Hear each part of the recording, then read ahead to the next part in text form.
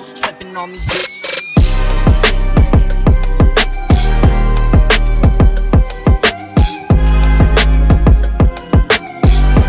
Welcome to Detail Athlete Sports Bar Talk, man. And today, man, y'all see my shirt.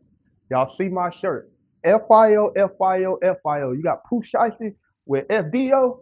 Well, we going FYO, man. Queens University, man. This is what we do. We just win. It's their first year out of probationary period where you can't play in any postseason things when you're transitioning from Division Two to Division One. You have to pretty much sit out 3 years and then you can start participating in the postseason stuff. Well, my boys, man, yesterday they don't got a dub against Central Arkansas in their conference championship in the A-Sun championship game. Yesterday went to overtime, 98-93, man. This is their first year out, man, and we done made the tournament. Let's go, man. Hey, check this out. They was led by Chris Make It Rain like Lil Wayne Ashby with 34. You know what's crazy though? He had 34 points off 10 for 19 shooting, but it was 10 from 19 from the three. This is why I call him Make It Rain like Lil Wayne, Chris Ashby. They was also had some contributions from all the guys, but another standout is the South Carolina native freshman standout, Jordan Watford. Man, he had 19. He played some big minutes. He shot it pretty efficient too. But shout out to those guys, man. Y'all understand, man. One thing about Queens, we just gonna win. Like it ain't really nothing more to talk about. All we're gonna do is win. That's just kind of what we do. We're a bunch of winners. So, man, shout out to them boys, man. Shout out to Dan Bailey on the coaching staff. Shout out to G. Shout out to Grant, man. Grant Leonard's the head coach. Man, he personally recruited me. Great dude. Oh my goodness, great dude. He's always kind of been there for not kind of, definitely have been there for all his players. Man, look. You want to talk X's and O's? G know what he's talking about now. Like he gonna coach the X's and O's, but also with that, he gonna breathe the type of confidence in you. Like when he believes in you, he's gonna breathe this confidence into you. And it almost feel like you can't do no wrong. You know, obviously, you know he'll coach you up, but I almost feel like you can't do no wrong with that guy, man. And shout out to y'all, man. We looking forward to seeing who y'all get first. Obviously, be a low seed. Obviously coming out of a small conference, but first year out, man. FYO, man. That's just kind of what we doing, man. Let's move on a little bit to the NBA. I want to touch bases first with the Boston Celtics. Jason Tatum's return. Dude ruptured his Achilles last year. Game 4 of the Eastern Conference semifinals against the New York Knicks.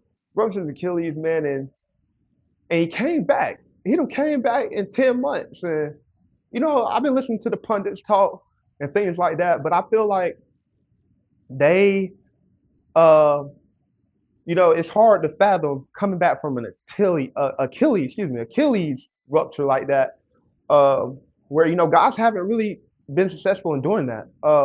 And especially not as fast.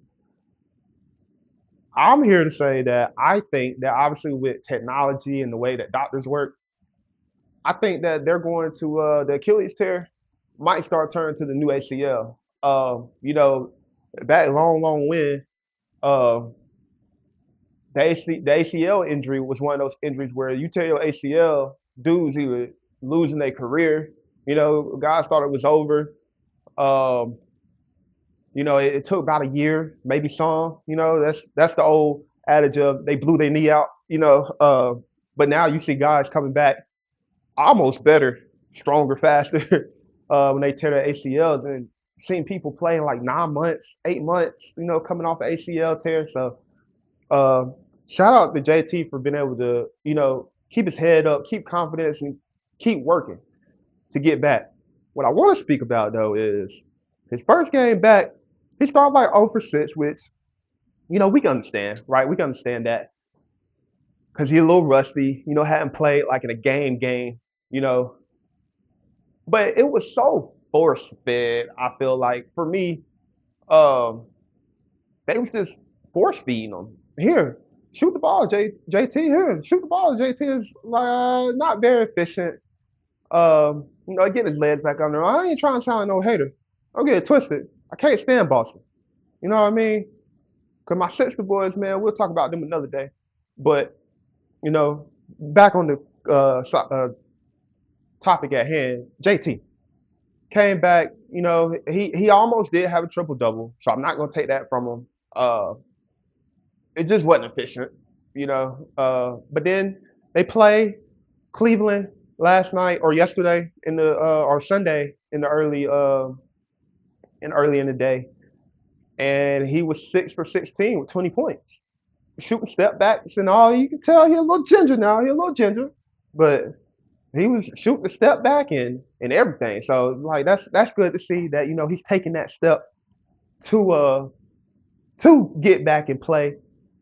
This makes Boston very dangerous. They were already dangerous before he came back, but this makes them even more dangerous.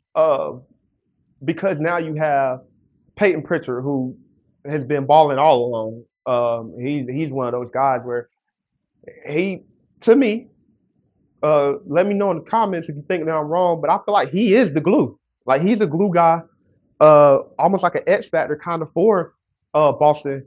And like I said, that's just what I think when I'm watching the games and how I've been watching the games, even last year. He's a glue piece. Uh, but here's where I want to switch the gears a little bit when I start talking about Boston.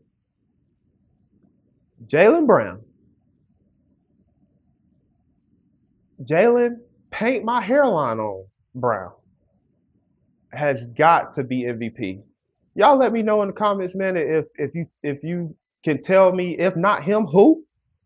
Cause man, look, people thought it was over with for Boston. I ain't gonna lie, I was one of those people. I thought it was over with for Boston. JT gonna be out for a year. JB got to do it by himself. But Lord have mercy, he has stepped up. He stepped up to that plate, and he been hitting some home runs. Other than putting his hairline on people's jerseys and stuff like that. I'm glad he got that figured out. Uh, but he's been holding it down, man. He's been holding it down. Um, he's known. He had 23 points yesterday against Cleveland. In Cleveland, he was 7 for 17 from the field. But man, look, he's been playing outstanding. He has been between him and Peyton Pritchard has been carrying this Boston team all along, step by step by step, man. And it's kind of amazing to see. I hope they don't do it, but I think they're a favorite right now to come out the East. I can't even lie to you. I think that they are a favorite to come out the East. Um, it's just the way that it's stacked, I mean, you still can't sleep on Detroit. Definitely not. I mean, shoot, they number one in the East. You can't sleep on them. The Knicks, I just don't. I just don't think they necessarily have enough to put it together when it's time to put it together. Like Jalen Brunson's been a little off these last couple games. And you're gonna look at the points and things like that. Like how can you say off? But then you look if you're really watching the game and you're looking at the percentages and you're looking at the field goal attempts, it's like let's relax a little bit on New York, man. They just I just don't think they're ready to win. I really don't. So that's we'll see moving forward. They probably got like I think it's like 13 more games left, 13 to 16 more games left in the NBA regular season, and then we'll start rolling into some of the postseason. We'll start seeing some seasons, and we'll start talking about that. Speaking of it being March and March Madness and all this hoop talk, we had the OT game yesterday with my QU boys down there in Charlotte, man. And then we have high school state championship in South Carolina. You got Fox Creek who lost in a heartbreaker, but then you got North Augusta High School who won, but in OT.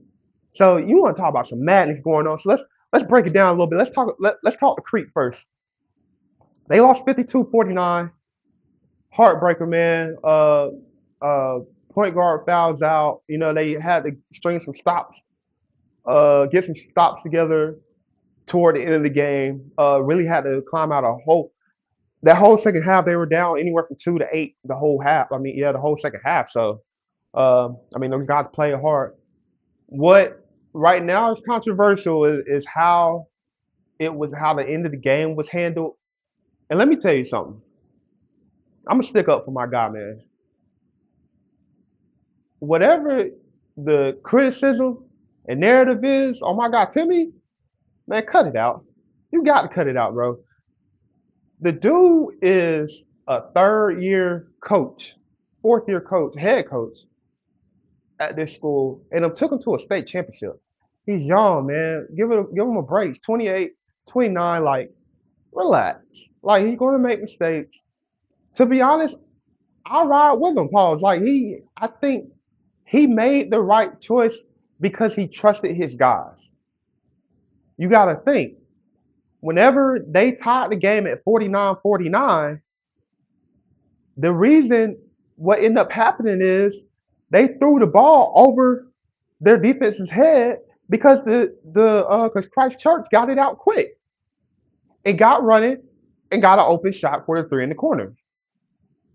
So all this, hey, when they scored that, he got to call timeout or he got to let them advance to the half court and then call timeout, draw something up. He trusted his guys. He trusted his guys. And so all the narrative, man, y'all got to knock that joint off, man.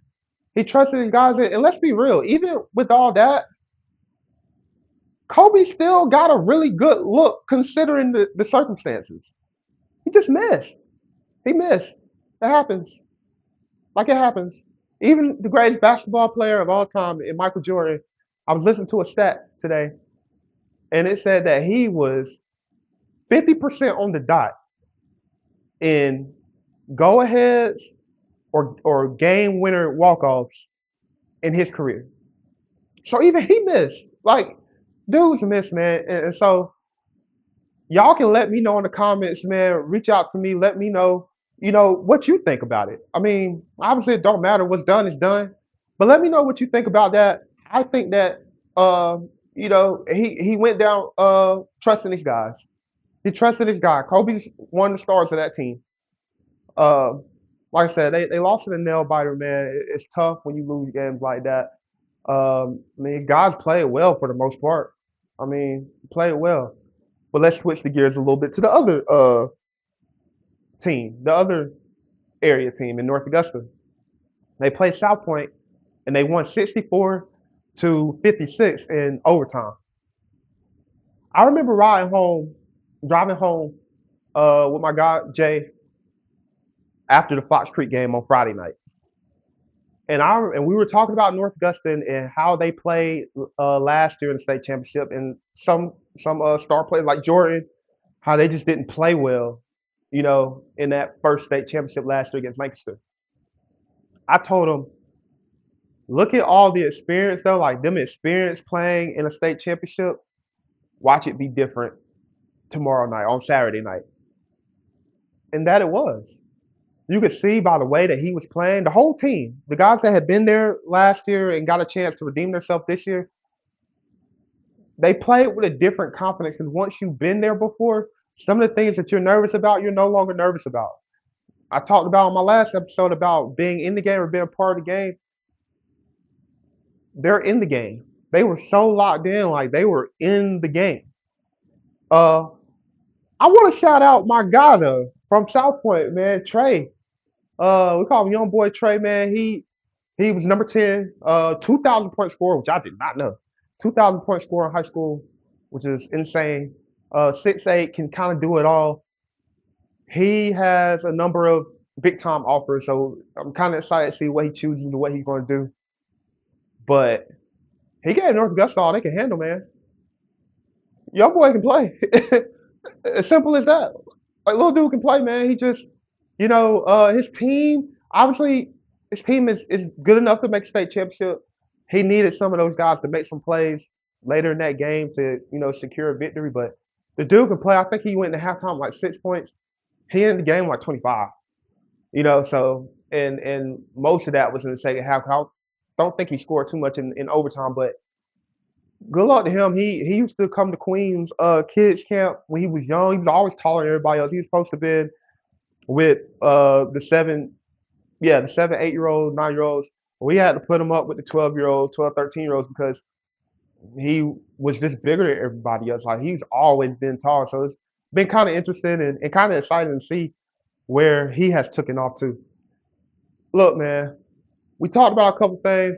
I'm gonna end it again with FYO, FYO, FYO. Come on, man. Queens University, Charlotte, stand up, man. Our boys are in. Our boys have punched their ticket, and now they ready to hoop. We'll see what they got, who they get matched up with when all the tournaments and stuff wrap up. We, coming to a close on the regular season. And so we start seeing some conference tournaments, man. Y'all like, comment, subscribe. Let me know what y'all think in the comments. Let me know what y'all want to hear next. Y'all let me know, man. This is DC, man, and this is Detailed Athlete Sports Bar Talk, and we are out. Peace. This is for love, for mothers that's grieving. It's for that dreamer in that class that's underachieving. This for believers whose faith is just keeping them breathing. This is a garden of Eden. This for all of my heathens. Happy moment, happy sprinkled through half of these tragedies. Actually, I just started embracing change. It's safe to say that growth is an uncomfortable process, and pain is a necessary investment for progress. I stress that if you ever get ill or hurt against your will, this will quit with God. This is our test. Yes, this time is gonna be different. I'ma bless the world with honest quotes in every sentence and get better every moment, just like my mama mentioned. Hard times but never resentment. I stay forever relentless. Yeah.